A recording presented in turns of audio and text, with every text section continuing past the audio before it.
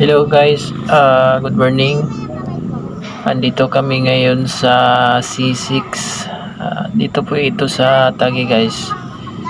So itong makikita mo ngayon, ito po yung bayabas. Dami po lang bayabas dito guys. So itong makikita natin ngayon, ito yung napinding na tatambakan ng Taguig kasi naubusan po ng panambak ang Taguig. So nakatiwagwag ito ngayon. Maraming ibon dito guys. Ito guys, nakikita mo, tikling po yan guys. Madami po yan. Ang iba kasi malayo na hindi ko na maabot sa aking camera kasi cellphone lang ang aking ginamit. Ito ngayon, nandito kami ngayon.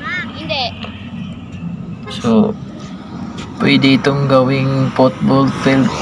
Joke lang, napakalawak ito guys. Pwede itong yung nakikita mong ibon guys. So ito ibon yan, tikling yan. Yan lang po, ang lapit lang po yan. Ang dami yan guys. Yan, napakalawak ito guys. Ibon. Saka ang daming kulay. Dito rin po sa Lakeshore guys.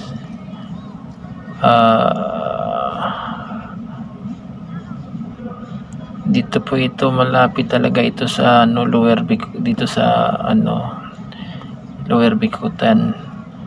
So yan yung Lakeshore guys. Ang daming isda dito. Ang daming dumadayo. So nakikita mo yung maliit na isla dyan guys. Yan. So ang daming huling isda ang mga nangawil dito. Yan guys. Kalimitan sa dito, maraming huli umaga guys, bandang alas 8 ng umaga hanggang tanghali. Diyan nakikita nyo guys, diyan po ginaganap ang kasalang bayan. Ang daming guys, dayo dito.